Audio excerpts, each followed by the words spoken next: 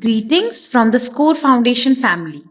Our new Eyeway number is 8800004334. For any information, assistance or communication, please use this number. Your support is very important to us. Eyeway, ये है रोशनी का कारवां. This podcast is brought to you by Score Foundation.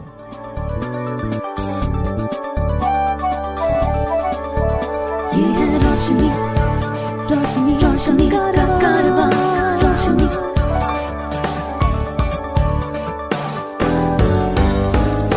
Eyeway, ये है रोशनी का कारवां. Hi, my name is George Abraham and welcome to Eyeway Conversations. My guest today is O Aishwarya, who is a Malayali who is currently doing her PhD at IIIT Bangalore. Welcome, Aishwarya. Thank you. Thank you so much for having me. Aishwarya, you are in a technology institute, IIIT Bangalore, Right. and you are doing a PhD. So, is your PhD in something which is technological, or is it something which is humanities based? I think it's a little bit of both. It's an intersection between social sciences and tech stuff. I'm also slightly wondering because I'm a social sciences student, so I'm also wondering kind of how I ended up in an engineering institute. But I work primarily on assistive technology, especially for children who are blind. My thesis work is on creating art opportunities, especially in tactile art for children who are blind. And I focus specifically on children. I've always thought art was something which is visual, especially paintings, drawings, and so on. And when you're looking at visually, you see the entire picture in one go, while when you use tactile access, you need to go sequentially. So how do you get an overall picture, of art? I've never really understood, blind photography, blind art. So sighted people look at the picture as a whole and then sort of zoom into the specifics. But blind people look at, like, we touch the specific parts of a picture and then put them together as a whole. I just look at them as different ways of engaging with art and about how they become non-visual is primarily what I'm researching, in the sense that, so in visual art, or what I call sighted people's art, we have many very sighted concepts, perspective, things that are far away. How do we depict things that are far away? How do we depict things in motion? But so it basically has a language and a grammar of its own, in some sense, a visual grammar. So I'm looking at, so if we introduce art to congenitally blind children, Yeah. what is a tactile grammar of art, which is very different and independent of, of visual art. So my work is not about translating visual things into tactile, but it is about inherently tactile depictions of things. So I look at texture a lot in my art, not necessarily much on color. When a sighted person looks at a piece of art that you created, what exactly would they expect to see? When a congenitally blind person paints, the Yeah. colors don't always come out right also. Yeah. So if it has for some reason come out more right than before, Yeah. then they'll be like, oh, in this one you've got all the colors right, but then that was, that was not really my aim.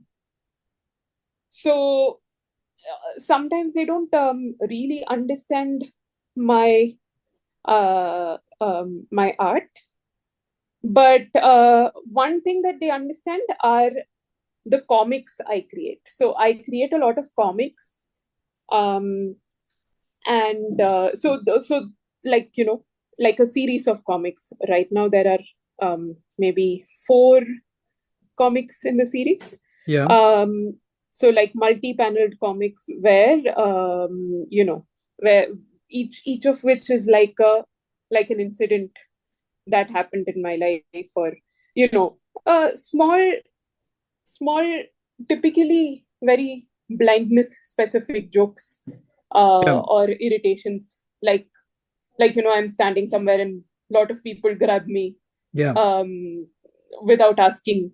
Yeah.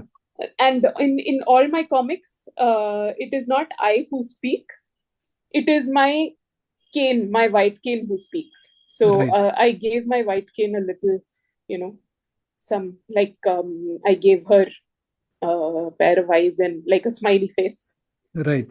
and animated her, and then she speaks. Why would a blind person actually invest time in learning art if it doesn't really have an audience large enough to sustain itself as maybe an opportunity in the long term? uh Multiple reasons. Okay. One is, with kids it is a gateway into pictures. Okay.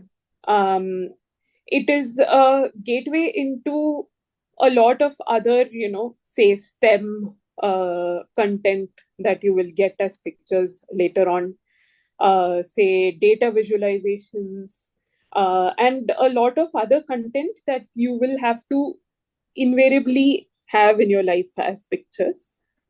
um, it is also in some way self-expression. I mean, most artists create for themselves more than for for others, Right. and so that is a powerful motive, I suppose. And in some sense, I haven't really discussed audience with the children I work with. um, they they have also never spoken about an audience for their art with me. They were primarily interested in, oh, what shall I create and how shall I create it. I want to ask you here, like for example, in the sighted world, you normally would start with a sketchbook or a paper and pencil to initially express your ideas and eventually come up with a painting or a drawing or whatever. I primarily work on 2.5D pictures on canvas. Right. Sometimes to sketch, if the students want it, we use either paper on a rubber sheet, uh, with the roulette. There Yeah.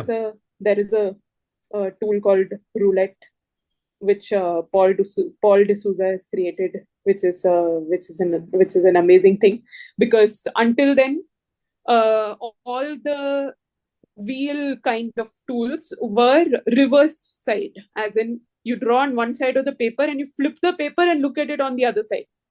Like And when you I like you write braille. Yes, like we write braille. And then when I saw it, I was just like, this is not going to work, because how can you draw without looking at what you are drawing? Yeah. That is not really possible. Sometimes I use that in my work when children want to sketch out what they want to create. Primarily when children want to sketch, and sometimes even when I want to try out something, primarily it is about how to use the space, and whether what I'm wanting to draw before I put it into clay and all that, will it fit in my canvas? Why would triple IT be interested in giving you an opportunity to work on this as your PhD? Um, Triple IT has a center here for accessibility work, Yeah. called the Center for Accessibility in the Global South. Okay. So that is how primarily IIIT got into accessibility as a field.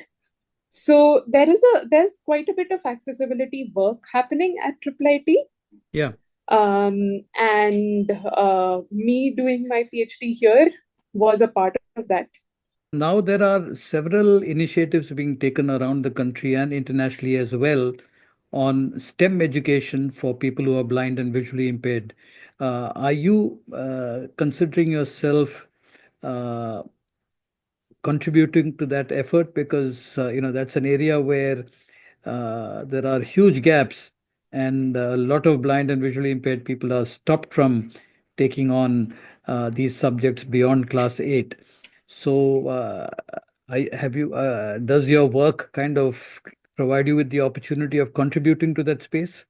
Definitely, in the sense that one of the primary reasons why blind people, beyond the fact that sometimes we are not given admissions, one of the primary setbacks is the pictures, the visualizations, the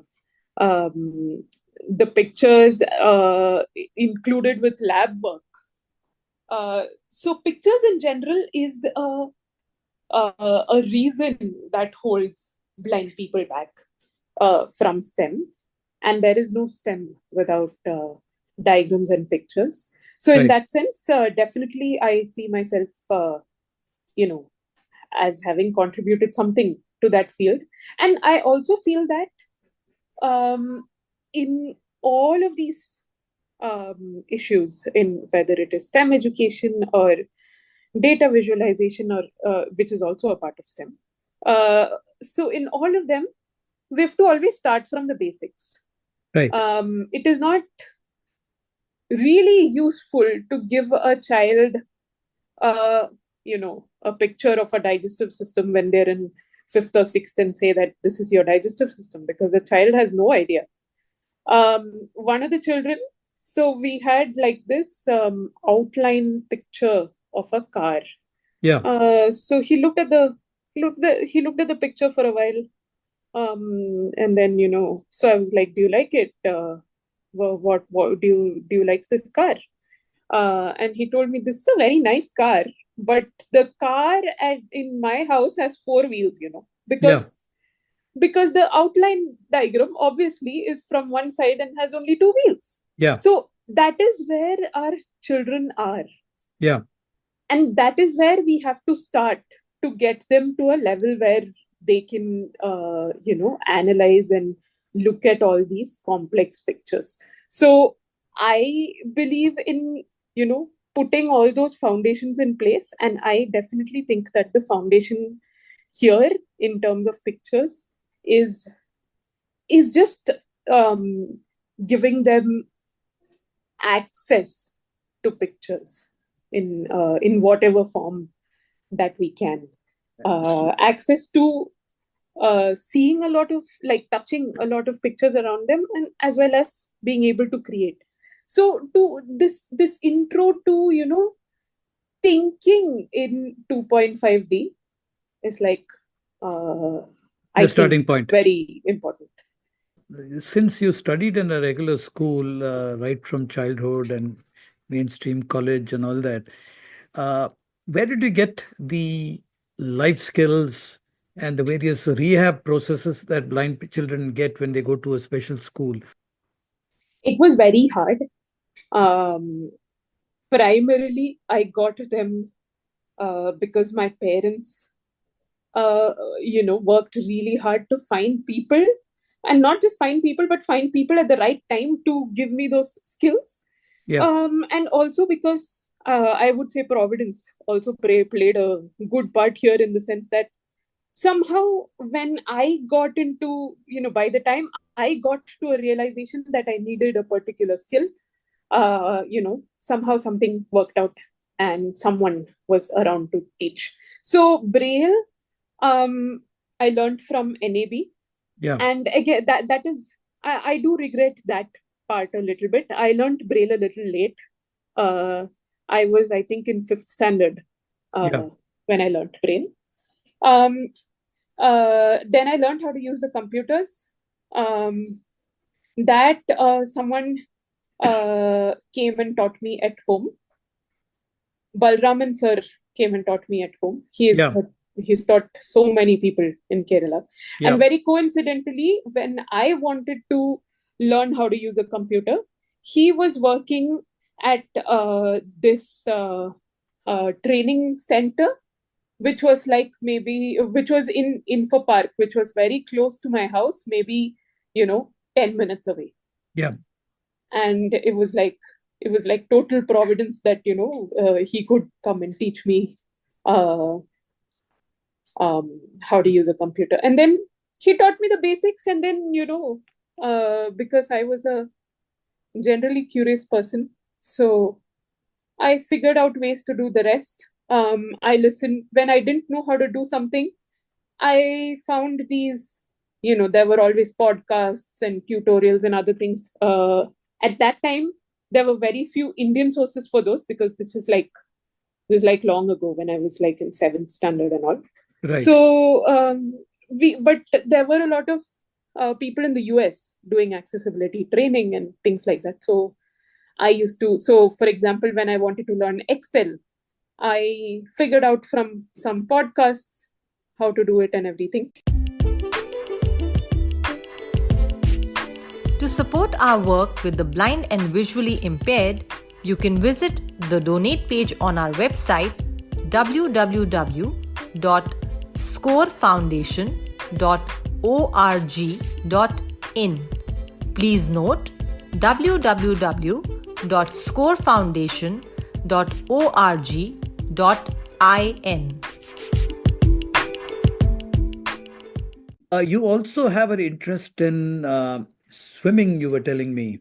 Uh, you know, Very often blind people hesitate to learn swimming, though people say it's a great uh, exercise for blind people also.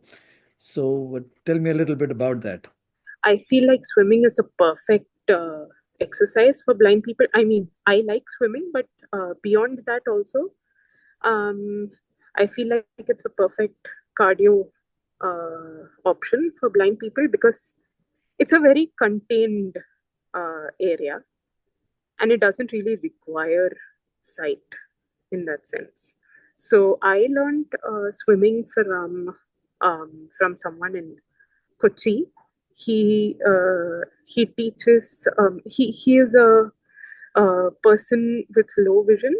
Um, he has a progressive eye condition, and primarily because of his diminishing vision, he has taught quite a few blind people in Kochi how to swim. And I didn't really know about him, but my friend in college, he was her coach. So she told me that that there's someone like this who would maybe be a good fit to teach you swimming. I didn't really take her advice for many years, because then I have to think about transport, how to get there, and all those things. But then during the pandemic, I was like very, I was sitting at home, and there was like absolutely no ways of working out. Only walking was the only feasible thing. So then I started going for swimming classes, and I loved it. It was very, it's a very nice, refreshing activity in some sense, and because it's in a very contained area, and I know how much that area is. It doesn't. I don't have to think about access and accessibility much, so that was a plus. Um, and yeah, I mean, I was also not scared of water, so that was not really an issue. But then, yeah, swimming was something I really enjoyed. Unfortunately, in Bangalore, I'm not able to enjoy it much anymore, because here the pools that are nearby are not willing to have blind people come and swim. And then I also made it clear to them that what I'm asking for is not to be taught swimming. I know how to swim. All I needed was, to use their pool to swim. But they're like, what if you drown? So I was like, but what if sighted people drown? Wouldn't you pull a sighted person out as well if they were going to drown? So, but yeah, that didn't really work out. Like you studied in the mainstream, and that too in the state of Kerala and in Karnataka. What were the kind of facilities that these organizations, like the schools, colleges, and your professors, what is the kind of effort they put in to make sure that you were included and you were able to participate? Well, in when I was in school, they were always very interested. But then, like the how of it, they didn't know. We didn't know either because we were also learning by then, like me Yeah, and my parents. yeah, And we didn't really have, you know, special educators or even other parents who had blind children or anybody around to ask. So there are a lot of things that I've missed out on. One is sports, any kind of physical activity. yeah, The other is again geometry, things like that. yeah, I usually had a different question paper with all the geometry things taken out. yeah, So things like that. Yeah, there've been a lot of things that I haven't really done. Experiments and lab work. I took science only till 10th grade, so there were very limited experiments and things like that. And even that was done with like a scribe, so I'd tell someone to do something and then they would do it. That is yeah, how it was done. yeah, Which I don't think gave me any kind of an experience of doing it or anything like that. Again, like, earlier we were talking about all the extra things that people learn in a special school, like braille and computers and things like that. Everything I learned when me or my parents thought it was necessary for us, because we didn't really have people to tell us when. yeah, So that's how we did it. And one thing that got shoved to the end of the list, which I regret a lot, is O&M. I right, didn't know how to use a cane until after my 12th grade. right. So yeah, so those, not all things were accessible because the school didn't know how to make it accessible. Not because there was not because the intention wasn't there, but because nobody knew how. In college, again, I was not the first blind person there. But then they also had very few people. They had very little knowledge on how to do things and everything. It is in my master's in when I came to Azim Premji University in Bangalore. So in the admissions process, um, the people in charge of admissions and the faculty who interviewed me and all that, they all asked me, what accommodations can we make for you? And it was the first time that anybody had asked me what they could do to make my experience better. And that was like a game changer. Nobody had ever asked me that. Aishwarya, I think on that note, I'd like to thank you for giving this time and finally getting around the table to speak. And you have a splendid future. We wish you the very best. And I think Thank your you so much. Eyeway, ये है रोशनी का कारवां. This podcast was brought to you by Score Foundation.